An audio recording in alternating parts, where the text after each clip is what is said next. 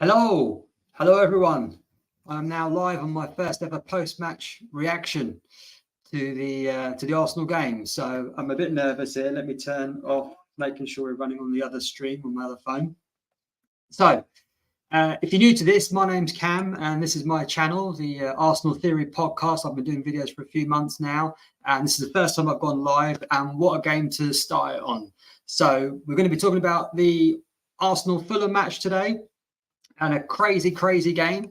And so let's just get straight down to business, shall we? So in terms of the lineup, the main difference from the Palace game is that Trossard came in for Eddie.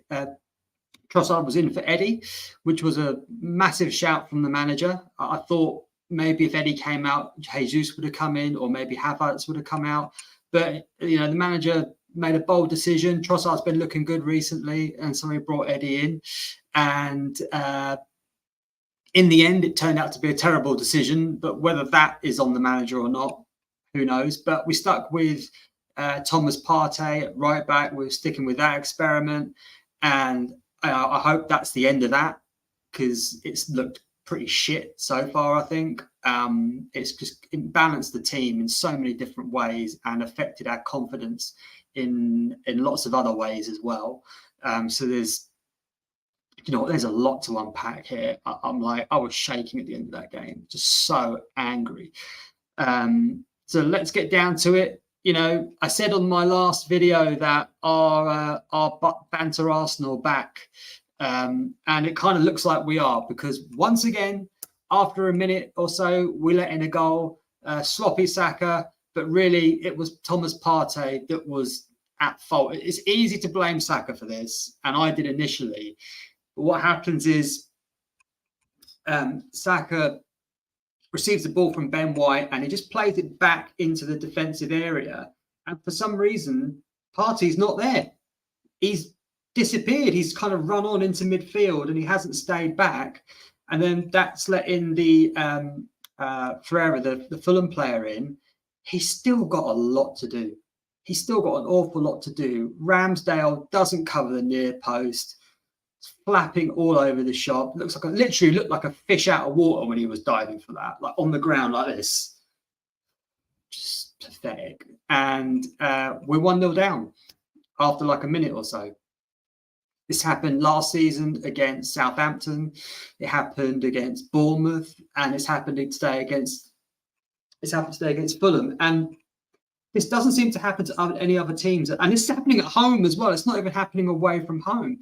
What on earth are we doing at the beginning of games?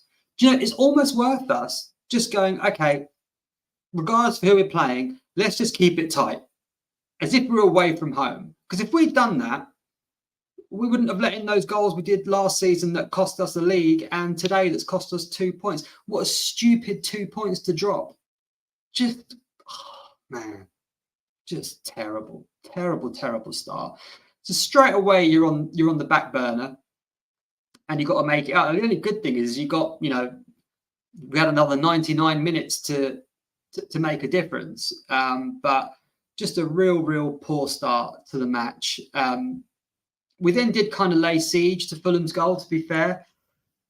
And Fulham were kind of holding on in lots of separate areas. But we were always vulnerable to a counter. We're always vulnerable to a counter-attack several times in that game. You know, the whole shape of the team is just off at the moment. It's all off. And it can't be a coincidence. It's happened since Mikel started putting Partey at right back and dropping Gabriel out of the team. The amount of transitions that are happening through the centre of our pitch. We were lucky not to go 2-0 down a couple of times in that first half. So, yeah, it's just very disappointing start to the game. We couldn't really get control of it. We did get into a bit of a rhythm after a while, and we're going to be coming on to another culprit today, unfortunately. This boy's getting hounded online at the moment. Kai Havertz missed chances. He had 2 really good opportunities in the first half, and kind of in similar positions as well, like about 4 or 5 yards out, where we've worked a good opening. The ball's been whipped in. The first one, the defender, I don't know if it was Diop, I'm not sure, manages to kind of just put him off, but he basically just has to get a touch on it, like another centimetre or an inch or whatever, and that's going in the back of the net. And the second opportunity he got was, I think, a ball in from Saka on the right-hand side. And for some reason, he just checks his run. And he's 7-8 yards out, and then he just checks his run. And so he can't get to it. He's like a foot off it. And I don't know why he checks his run, because he's not offside. He's not nowhere near being offside. And if he hadn't checked it, if he just committed to it like a striker does, then, bang, that's 1-1 and we've equalised before half time. It was so important to get an equaliser before half time, but we just weren't able to do it. Despite really kind of knocking on the door. We had a lot of play around the edge of the area. Martinelli had some kind of half chances as well, but he couldn't quite make it happen. The final pass was never exactly right, but Havertz, oh boy, I mean, he did set up Odegaard for a goal, but it was ruled out rightly for offside. Havertz was offside, but when you're paying that kind of money for a player, and when he's having that much influence on the state of the lineup, then he's got to be putting those away. He's really got to be putting those away, and so just very, very disappointing, the whole thing, to be honest with you. So yeah, not great from Kai there. So we're going to go on to our next topic from the game here. From Tross to Dross, unfortunately. What a horrific half of football that was from Leonardo Trossard. Oh boy, like nothing really was kind of sticking for him. Nothing was really happening for him. And he got hooked at half time, and deservedly so. I mean, at least Trossard was kind of getting into positions and nearly making things happen, but something had to change. And it's very disappointing for him, really. I mean, it's Fulham at home. You'd think it'd be an ideal opportunity to bring him in. I don't blame Mikel bringing him in. I totally understand why he'd want to do that. He's looked electric in pre-season, and when he's come on as a sub, he's looked good as well. And yeah, it's just a shame for him that it just didn't align. And it didn't really. No one really had a great game apart from a couple of the subs, or one of the subs, sorry. Two of the subs, Eddie and Fabio, but for Trossard, he just looked off. Just didn't look right. In fact, a few of them didn't look right. Saka didn't look right. Saliba didn't look right.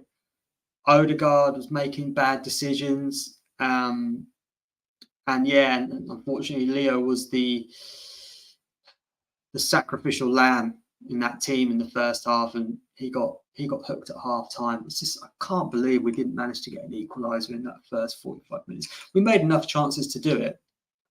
Really our worst enemy. So we get to half time. Luckily, the manager makes changes.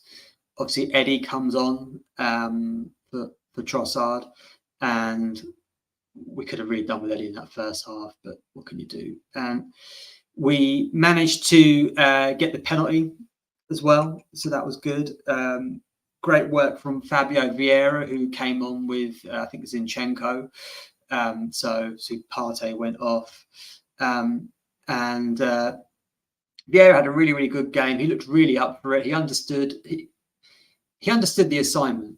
Yeah, he understood that, hey, we're in a really terrible situation here, and I've been brought on to changes. And not only that, I'm going to change this as well. And he did. He had a lovely little interplay. I think Martinelli on the left skipped through. Fulham player hacks him down. Blatant penalty. Saka is then stepping up. I didn't want Saka to take it. He hadn't had an awful game, but he didn't look quite on it. And so I was nervous about him taking the penalty, and I'd rather Odegaard take it. But to be fair to Saka, he buried it, and there was a bit of gamesmanship going on as well, where the ref almost was having a laugh with him. He's about to take the penalty, and he's saying the ball's off the not quite on the spot, so we had to go and move it back. Then the Fulham player comes in and starts having a go at Saka, and then Leno comes up from goal and starts pointing, and it all turned into a bit of a fiasco. And luckily, though, he managed to keep his cool and bury it to his bottom right, and Leno went the wrong way, went to the bottom left, and 1-1. So it's 1-1 with, I don't know, I think it was about 20 minutes, 25 minutes to go, everything to play for. And a similar move again, actually, which created the 2-1, where Vieira finds space on the left-hand side, whips a ball in, Eddie's bang there where he needed to be, 2-1. And that's a prime example there, the difference between what Kai Havertz done and what Eddie did. You know, Havertz earlier in the game had held his run. Eddie hadn't. Eddie had fully committed to that ball making it across the goal. Maybe Havertz didn't think it was going to make it across the goal, but Eddie was like, no, this ball is coming across the goal and I'm going to get on the end of it. And he did 2-1. And you think, well, it's 2-1. Fulham then go down to 10 men. Alvin sent off, second bookable offence, no complaints, no arguments. 2-1 up at home to Fulham, down to 10 men. There's absolutely no excuses for not coming away with 3 points. But no, as I said the other day, banter Arsenal is always ready to be reawakened, like a dormant volcano, you know, just bubbling under the surface. Everyone thinks, oh no, it's gone out, nothing's going to happen, it's not going to blow. Well, it did today, unfortunately. Zinchenko commits on to a tackle, actually fouls the Fulham player, goes to ground. The ref plays on, and from that, Fulham get a corner. But it all starts from Zinchenko losing possession. It's so inevitable. Ball comes in, and it's kind of flicked on and goes through like 3 or 4 Arsenal players somehow. To me, actually, I'd need to see it again, but it actually looks like Zinchenko. Zinchenko takes a duck, but I missed out some of the banners I was supposed to use here. But there we go. Let me get that back up on there. And you know what? Fulham deserved it because they didn't give up. They didn't quit. They didn't give up. They hung in there. They committed and they just held on. You know, they held on and just got that half chance and they scored from it. But it's just typical Arsenal. It's just typical Arsenal, just our own worst enemy. And I don't know if we'll ever really remove that from it seems to just be in our DNA. It just seems to be in our DNA. So Fulham get the equaliser. There's still time to go, though. There's still, I think, like 4 minutes of injury time, 4 minutes of normal time left. And then they gave 9 minutes of injury time. And we just laid siege, really. We just laid siege to their goal and couldn't get the winner. Kiwior had a really good opportunity towards the end, but he was just inches away from getting his foot on the end of it. And then we just ran out of time, really. And actually, we nearly lost the game because Fulham hit us on a counter-attack with Adama Traore, and it was essentially a race between Traore and Saliba lost. Saliba lost that race, and so I hate people are going to think, oh, I'm just being like, what's the word, reactionary here, and I suppose I am. The game's just finished, so you're not going to get, calm, reactionary kind of cam here. You're going to get over the top. People talking about Saliba being the best defender in the world. He's not. He's a very good defender. He's probably one of our best players. I love him to bits, but he is not the best centre back in the world yet. He just isn't. No one is at that age. Was he 21, 22? It's impossible. So, he didn't cover himself in glory. Luckily, I thought he was going to pull him down for a penalty. And then Ramsdale made a good save. And, I mean, that would have just been, I don't know how I would have come back from that if we'd let that goal in. So, in the end, it's a terrible point. It's 2 points dropped.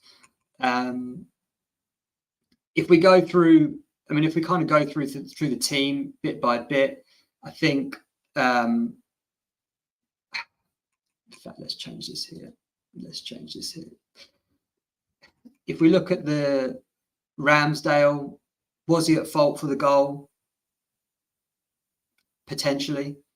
It wasn't his fault the chance was created, but I feel like he could have done better. He made the wrong decision. He made the wrong decision running in the direction that he did. So that's very, very disappointing there. Ben White, I thought, played really well, and I have no problems with Ben White. I thought Saliba was not his usual self. I think it was his birthday yesterday. I don't know if he went out and was a bit hungover or something, but he was making some sloppy passes, some dodgy decisions, and he didn't look as quick as he usually does. So that's a problem. That's a problem there. Kiwior came in at fullback, so he's obviously replacing Tomiyasu, who's suspended. Maybe they just thought Zinchenko wasn't quite fit enough. And I thought he was steady. He didn't really overlap with Martinelli, but I feel like he was able to find him quite well.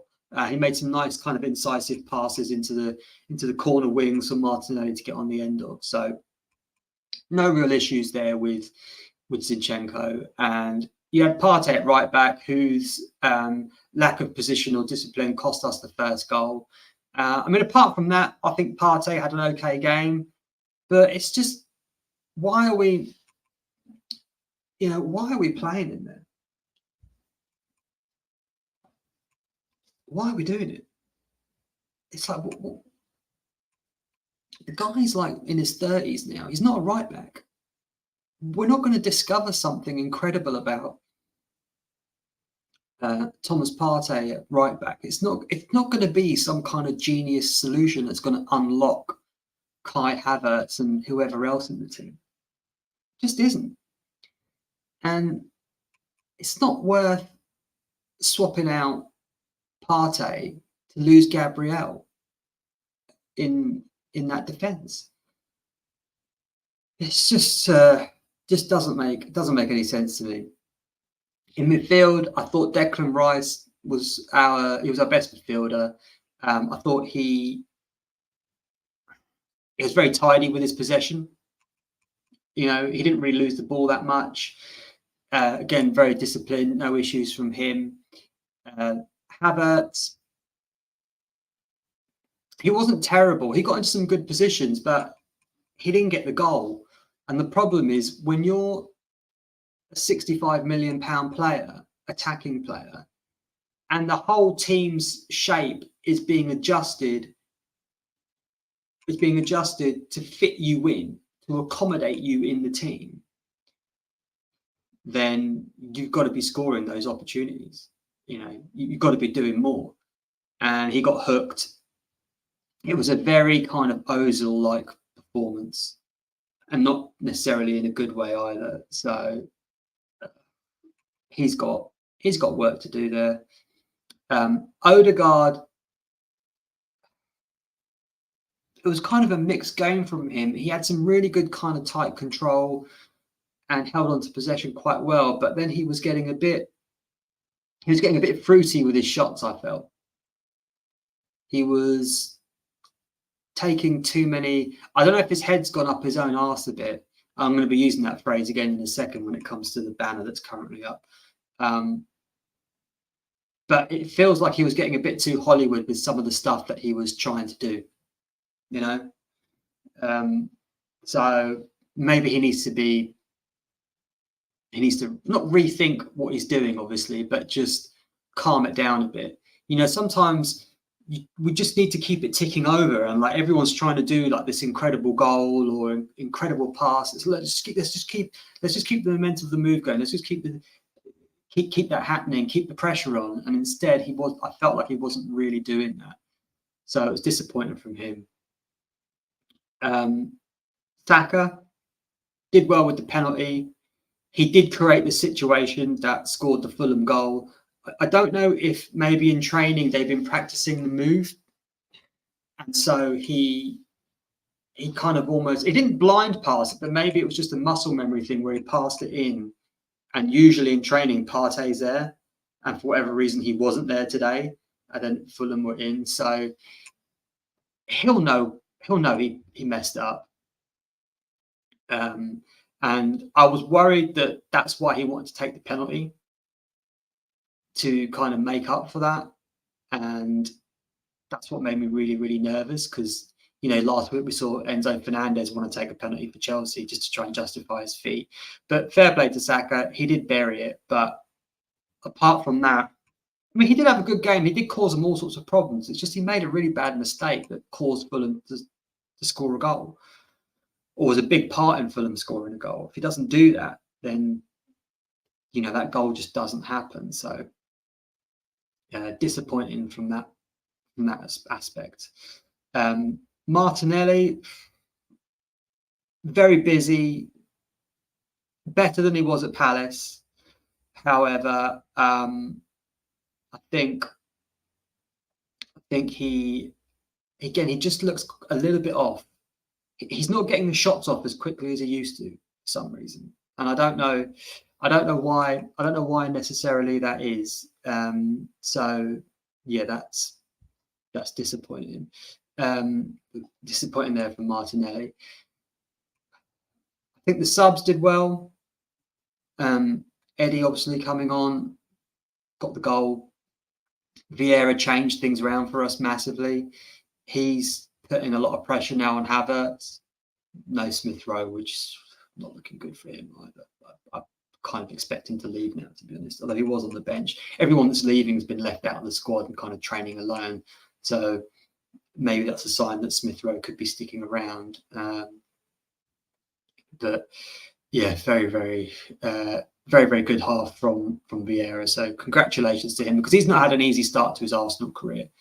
You know, it's not gone well for him, and that was nice. Shame he couldn't he nearly scored at the end. Actually, he had a nice kind of whipped left foot curler, but Leno just managed to get his fingertips to it.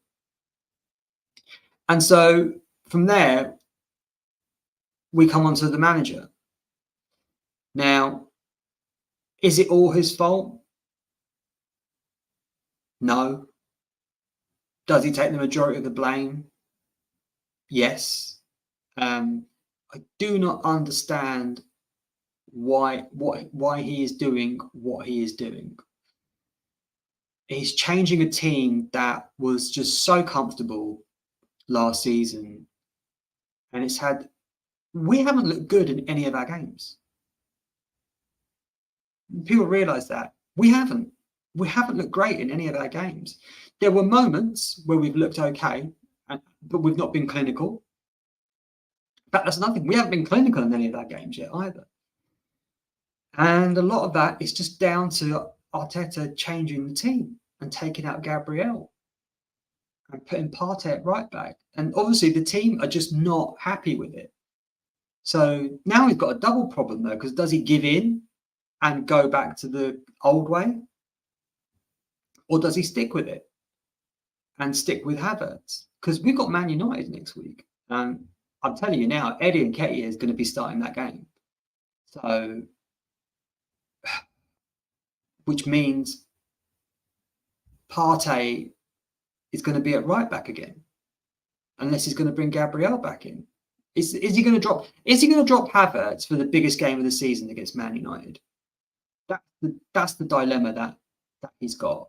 We'll have to wait and see, but I don't like it. I don't like this galaxy brain stuff. And, you know, if you're going to take these risks, then they need to come off. And they didn't. They spectacularly backfired. And each one of our games, we could have drawn all of them. People be saying, "Oh, Cam, you're overreacting." You know, it's just one of those things. It could happen to anyone. It's all bollocks. You know, we could have easily drawn that Forest game. We could have easily drawn that Palace game, and we drew today. We could be sitting here with 3 points. Luckily, we're not. And it's really luck, I think, is the reason why we're not. So, I mean, we dug in the Palace match, but, you know, if they'd equalised, we couldn't have had any complaints, apart from complaining about the ref, obviously. So yeah, it's a mixed bag. I don't know what Mikel. I don't know what there's been any reaction yet. In fact, let's have a look here and see if he has. If he said anything. It's probably too early for some. No, there's no. He's not had any comments come out yet. I've not seen anything come out yet. So we'll have to see. But he's not going to be able to sleep tonight either, I don't think, and nor should he either, because it was some disgraceful decision making that he's doing at the moment. And who are these guys around him? He's just got yes men around him. There must be someone there in the backroom staff going, Mikel, what on earth are you doing? Why are you doing this? Let's get the game won, and then let's make some changes. Yeah, why don't we do that? Let's try it that way. But what do I know? I'm just an armchair. Never played the game, but I was worried the banter Arsenal was starting to reappear, like a bad friend from the past, just someone who you don't want to be seeing anymore, and they've kind of turned up at your doorstep. And it looks like that's what's happening at the moment. So yeah, very, very disappointed. Got to try and enjoy the rest of the weekend now, and we move on. But congratulations to Fulham. They hung in there. They realised they had an opportunity to do something, and they did it. We fluffed our lines, and they took advantage. And there'll be all sorts of people talking about possession stats and chances created in XG, but ultimately, it's just bollocks, really, isn't it? Because you watch the game and you see what happens, and you go, well, it's just same old Arsenal. There should be a stat called same old Arsenal. What percentage of the same old Arsenal were we? And we were like 80% the same old Arsenal. Missing chances, letting the opposition score on hardly any chances, and poor decisions, galaxy brain from the manager. I do think this, I want Havertz to succeed, but I do worry that this is his like his second version of Willian, just with more noughts on the end. Because he's in that situation where he spent all this money on this player, so he has to play him. But we looked so much better when he came off. Man, I'm going to the United game as well, so I'll get to see firsthand what's going to happen. And United, they went 2-0 down. I think I just saw they won 3-2, or they were 3-2 up right at the end. So fair play to them. But this is such a sickener. I feel sick. So on that note, I'll probably end it. So this hasn't gone as smoothly as I wanted it to. It's been the first time I've done it. But if anyone is watching, please feel free to comment. Please like and subscribe. Find me on Twitter at RedPandaCam, and I'll see you in the next one.